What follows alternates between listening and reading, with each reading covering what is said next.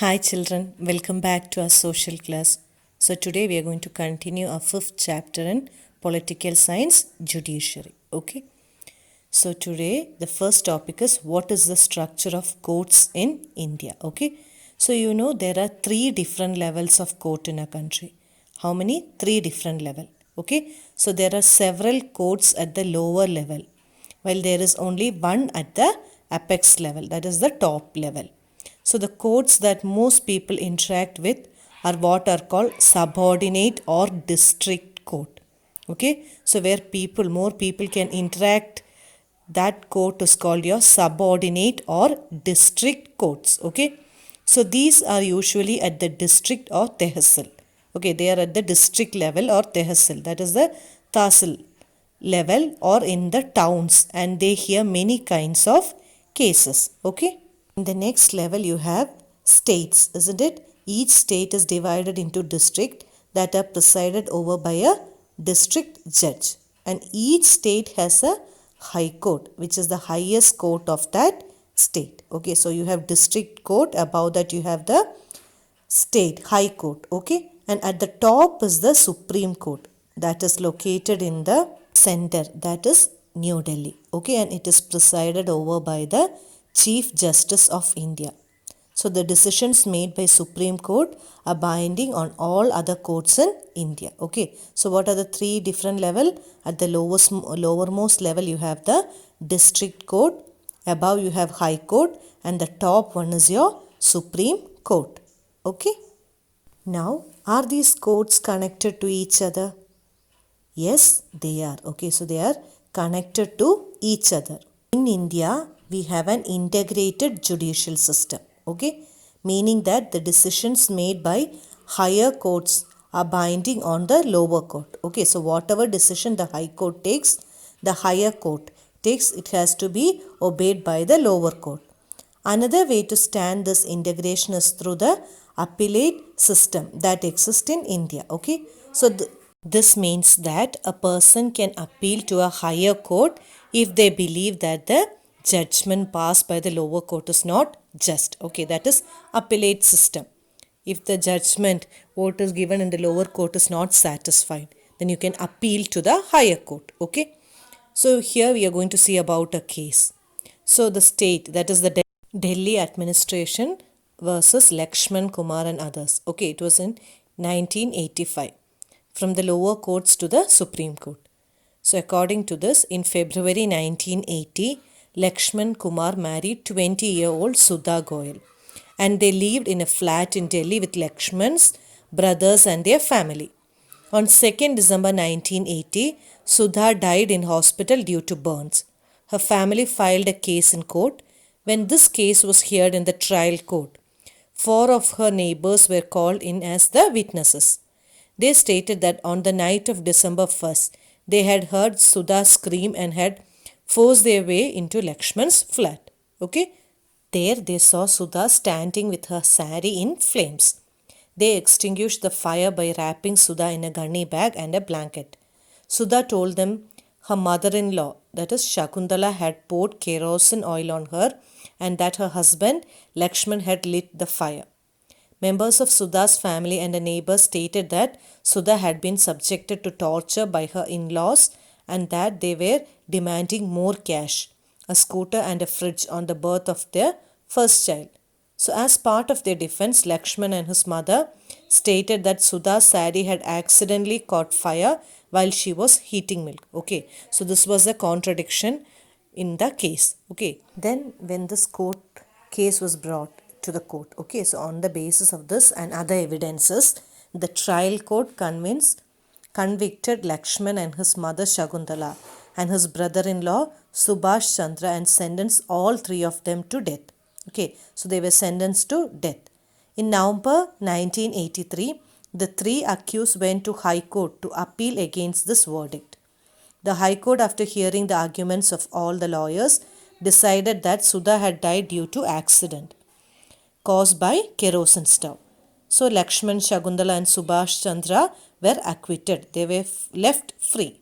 Okay, so the trial court punished them, but they went to the High Court, and the High Court, after hearing all this, they let them free. You may remember the photo essay on women's movement in your class 7, isn't it? In 1980s, women's group across the country spoke out against dowry deaths. So they protested against the failure of courts to bring these cases to justice. So the women started protesting against the verdict given by High Court. So the above verdict troubled women and they held demonstrations and filed a separate appeal against this High Court decision in Supreme Court through the Indian Federation of Women Lawyers.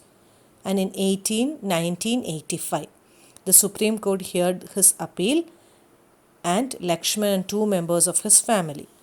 The Supreme Court heard the arguments of the lawyers and reached at a different decision given by the High Court.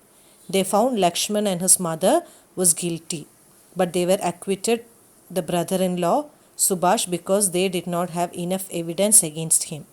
The Supreme Court decided to send the accused to prison for life. So finally the case was given and these people were punished. Okay. Now we shall see the different branches of the legal system. So the above case of dowry death falls within what is considered as a crime against society and it is a violation of criminal law. In addition to criminal law, the legal system also deals with civil law cases. Okay. So there are two types of laws. One is criminal law and the other is civil law. Okay. So you have learned in chapter 4 how a new civil law was passed in 2006 to protect women against domestic violence. Okay. Now we are going to see the difference between civil law and criminal law. So first we shall see what a civil law is. So civil law deals with any harm or injury to rights of individual. Okay, if there is any harm or injury to the right of individual. That is, for example, disputes relating to the sale of land, purchase of good, rent matters, divorce cases. Okay. So a petition has to be filed before the relevant court by the affected party only. So the party who is affected should file a petition in the court. In a rent matter, either the landlord or the tenant can file a case. Okay. So the court gives the specific relief asked for. For instance, in a case between a landlord and a tenant, okay, a court can order that flat to be vacated and pending rent to be paid. So all these based on land, purchase, goods, rent, divorce cases, it is civil law. Now coming to the criminal law, it deals with conducts or acts that the law defines as offense. Okay, whenever a law defines anything as offense, that comes under your criminal law. For example, theft, robbery, harassing a woman, or to bring more dowry, murder, all these comes under your criminal law. It usually begin with the lodging of a FIR. Okay, so first you have to file an FIR. What is FIR? First Information Report. What is FIR? First Information Report. So with the police who investigate the crime, after which a case is filed in the court. So first you have to file a case in the police station. Only then you have to file it in the court. But according to your civil law, it has to be first filed in the court. Okay. So if found guilty, the accused can be sent to jail and also fined. Now, does everyone have access to court? In principle, all citizens of India can access the courts in this country. As you read earlier, the courts play a very significant role in protecting our fundamental rights. If any citizen believes that their rights are being violated, then they can approach the court. So while the courts are available for all, in reality, access to courts have always been difficult for a vast majority of poor people, isn't it? So legal procedures involves a lot of money and paperwork, as well as it takes a lot of time. So for the poor person who cannot read and whose family depends on daily wage, this is not feasible or it is not practically possible. Okay. For this, a solution was made. Okay. The Supreme Court in 1980s brought a mechanism which is called Public Interest Litigation or PIL. What is it? Public Interest Litigation or PIL. Okay. To increase the access to justice. It allowed any individual or organization to file a PIL in High Court or Supreme Court on behalf of those whose rights were being violated. So if anybody's right is being violated, you can give a PIL in a court. Okay. It was further simplified, and even a letter or a telegram, you can just send it and they'll be taking action against us. Okay.